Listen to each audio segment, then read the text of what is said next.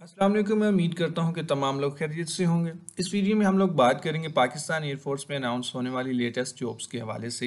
ये कौन कौन सी जॉब्स हैं जिनके लिए अभी आप लोग अप्लाई कर सकते हैं, उनका एलिजिबिलिटी क्राइटेरिया, सिलेक्शन का प्रोसेस, अप्लाई करने की डेडलाइन और अप्लाई किस तरीके से करना है आप लोगों ने। ये तमाम डिटेल्स इस वीडियो में आप लोगों के साथ हम शेयर करेंगे। सबसे पहले तो मैं आप लोगों को बता दूं कि ये जो जॉब्स हैं ये तीन तरह की हैं: एजुकेशन इंस्ट्रक्टर, एरो ट्रेड्स और स्पोर्ट्समैन। और इनके लिए मैट्रिक से मास्टर्स तक के कैंडिडेट्स अप्लाई कर सकते हैं। सो अगर हम इनको वन बाय वन डिस्कस करें तो सबसे पहले मैं एजुकेशन इंस्ट्रक्टर्स के हवाले से बात करूं तो ये तीन तरह के इंस्ट्रक्टर्स उन्हें रिक्वायर हैं: मैथमेटिक्स, फिजिक्स और इंग्लिश के। जो कैंडिडेट्स इनमें अप्लाई करना चाहते हैं उनके लिए क्वालिफिकेशन जो है वो कम अज़ कम 4 साल बीएस प्रोग्राम इन सब्जेक्ट्स में उन्होंने किया हो, या फिर एमएससी, या जो अगर इंग्लिश है तो फिर एमए किया हुआ हो। और कम से कम उनका जो सीजीपी है इसमें 2.5 होना चाहिए। ठीक है। सो इनकी सिलेक्शन इस तरह से होगी कि पहले इनका कंप्यूटराइज टेस्ट होगा जिसमें इंटेलिजेंस बेस्ड इनके सब्जेक्ट से रिलेटेड और पर्सनालिटी बेस्ड क्वेश्चंस होंगे। और फिर इनका जो है वो सिलेक्शन सेंटर पर मेडिकल किया जाएगा और इंटरव्यू किया जाएगा। फिर शॉर्टलिस्टेड कैंडिडेट्स का दोबारा से सिलेक्शन सेंटर पर ही air headquarters selection board interview होगा। और जो कैंडिडेट सेलेक्ट होंगे उन्हें पीएफ कॉलेज पेशावर जो है ट्रेनिंग के लिए भेजा जाएगा। और इनके लिए एज लिमिट जो है वो 22 से 28 साल और कद 163 से 188 सेंटीमीटर जो है वो रखा गया है। उसके बाद अगर हम जो बाकी पोस्ट हैं एरो ट्रेड्स और स्पोर्ट्समैन की, उनके हवाले से बात करें तो एरो ट्रेड्स के लिए ज़रूरी है कि कम अज़ कम मैट्रिक के अंदर 60% नंबर कैंडिडेट्स ने हासिल किए हुए हों। ठीक है। और इंग्लिश में जो है 47% नंबर होने चाहिए। बाकी तमाम सब्जेक्ट्स में 33% नंबर भी हैं तो काम चल जाएगा। लेकिन ये याद रहे कि ओवरऑल 60% एरो ट्रेड्स के लिए, और इंग्लिश में जो है वो 47% नंबर रिक्वायर हैं। ठीक है। और इनके लिए जो उम्र है वो 15.5 से 20 साल है। और कद इनका भी 163 से 188 सेंटीमीटर ही है, और ये अनमैरिड होने चाहिए। ठीक है। उसके बाद अगर हम बात करें स्पोर्ट्समैन की, तो स्पोर्ट्समैन को क्राइटेरिया इनका भी एरो ट्रेड्समैन वाला ही है, लेकिन इसमें एक थोड़ा सा उनको रिलैक्सेशन ये दी गई है कि टोटल नंबर तो इनके भी 60% ही मांगे गए हैं मैट्रिक में, लेकिन यहाँ पे इंग्लिश में 47% नंबर उन्होंने रिक्वायर किए थे एरो ट्रेड्स के। बट स्पोर्ट्समैन के लिए इंग्लिश में भी 33% नंबर अगर कम अज़ कम हैं तो आप लोग अप्लाई करने के एलिजिबल हैं। ये तो था एक जनरल कैंडिडेट्स के लिए क्राइटेरिया एरो ट्रेड्स और स्पोर्ट्समैन का। लेकिन अगर हम जो थोड़े से हमारे पसमानदा इलाके हैं उनके हवाले से बात करें तो उनको थोड़ी सी इन्होंने रिलैक्सेशन दी है।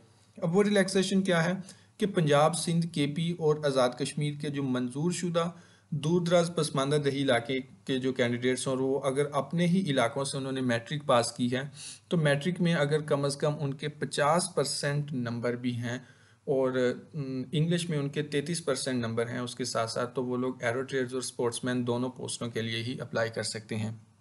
इसी तरह केपी से जो इल्हाक शुदा फाटा के इलाके हैं, जीबी और बलोचिस्तान, कोयटा के अलावा, ठीक है, यहाँ के जो कैंडिडेट्स हैं उनकी मैट्रिक में अगर कम अज़ कम 40% नंबर हैं तो वो लोग इन दोनों सीट्स के लिए अप्लाई कर सकते हैं। लेकिन कोयटा के कैंडिडेट्स के लिए कम अज़ कम 50% नंबर मैट्रिक में होना और इंग्लिश में उनके जो है वो 40% नंबर कम अज़ कम अगर होंगे तो वो इनके लिए एरो ट्रेड्स और स्पोर्ट्समैन दोनों के लिए अप्लाई कर सकते हैं। सो ये एक थोड़ा सा कॉम्प्लिकेटेड सा था, मैं उम्मीद करता हूँ कि आप लोगों को समझ आ गया होगा। अदरवाइज़ आप लोग हमारी वेबसाइट पे जाके इस नोटिफिकेशन को डाउनलोड करके खुद भी पढ़ सकते हैं। ठीक है। ऐसे कैंडिडेट जो इंटरमीडिएट की बेस पे अप्लाई करना चाहते हैं तो उनके मैट्रिक या इंटरमीडिएट में इंग्लिश में कम अज़ कम 40% नंबर अगर किसी एक डिग्री में है तो वो लोग इसमें अप्लाई कर सकते हैं। ठीक है। सो उसके बाद अगर हम बात करें कि इन लोगों की सिलेक्शन का क्या प्रोसेस है एरो ट्रेड्स और स्पोर्ट्समैन का, तो इनका भी वही है कि पहले इन्होंने अपनी रजिस्ट्रेशन करवानी है और फिर इनका जो है वो सिलेक्शन सेंटर के ऊपर रिटन टेस्ट होगा जिसमें इंटेलिजेंस बेस्ड क्वेश्चन होंगे और उसके साथ साथ इंग्लिश, फिजिक्स और मैथमेटिक्स से रिलेटेड जो है वो क्वेश्चंस होंगे उस पेपर के अंदर, और पर्सनालिटी बेस्ड टेस्ट होंगे। ठीक है। और उसके बाद जो है जो स्पोर्ट्समैन के लिए जिन्होंने अप्लाई किया हुआ है उनका मेडिकल और इंटरव्यू तो सारे कैंडिडेट्स का होगा, लेकिन जो स्पोर्ट्समैन की कैटेगरी में अप्लाई करना चाहते हैं उनका ट्रायल भी लिया जाएगा स्पोर्ट्स की बेसिस पे। और फिर शॉर्ट लिस्टेड कैंडिडेट्स का जो है वो air headquarter selection board interview होगा। ठीक है। सो ये इसका एक तरीकाकार है। लेकिन ऐसे कैंडिडेट जो पहले ही ये टेस्ट 3 दफ़ा दे चुके हैं या सीएमएच वगैरह से मेडिकली अनफिट डिक्लेयर किए गए हैं तो वो लोग इसके लिए अप्लाई नहीं कर सकते। और इनके लिए अप्लाई करने की जो तारीख है वो 27 मार्च से 2 अप्रैल तक है, ठीक है। सो आप यहाँ पे देख भी सकते हैं। अब आप लोगों ने अप्लाई कैसे करना है कि joinpf.gov.pk ये जो वेबसाइट है एयरफोर्स की, उस पर आप लोगों ने अप्लाई करना है। तो उस वेबसाइट पे मैं आप लोगों को लिए चलता हूँ, आप यहाँ से देख सकते हैं, ठीक है। ये वेबसाइट का जो है होम पेज है, यहाँ से आप लोग ये नोटिफिकेशन भी डाउनलोड कर सकते हैं। सो अप्लाई ऑनलाइन के ऊपर आप लोगों ने क्लिक करना है और अप्लाई ऑनलाइन नाउ, ठीक है। जो टॉप के ऊपर आप लोगों को नज़र आ रहा है उसके ऊपर क्लिक करने के बाद आप लोगों ने अपना आईडी कार्ड लगा के जो है यहाँ पे फिर रजिस्ट्रेशन करनी है, ठीक है। सो लेकिन अभी ये पोर्टल ओपन नहीं किया गया, होपफुली आज या कल स्टार्ट हो जाएगा। मैंने ट्राई किया है क्योंकि 27 से ये पोर्टल जो है वो ओपन होना था। सो इस वजह से मैंने इसके ऊपर एक डिटेल वीडियो नहीं बनाई अप्लाई करने के प्रोसेस पे। सो अगर कैंडिडेट्स को ज़्यादा मसला आता है वो कमेंट करते हैं तो मैं भी जो है इस पर एक न्यू वीडियो बना दूँगा।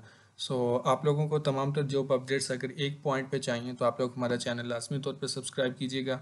इसके अलावा वीडियो के डिस्क्रिप्शन बॉक्स में हमारी वेबसाइट का लिंक मौजूद है, वहाँ से आप लोग लेटेस्ट जॉब्स अपडेट्स और स्कॉलरशिप्स देख सकते हैं और उसके साथ आप लोगों को अप्लाई करने का लिंक भी मिल जाएगा।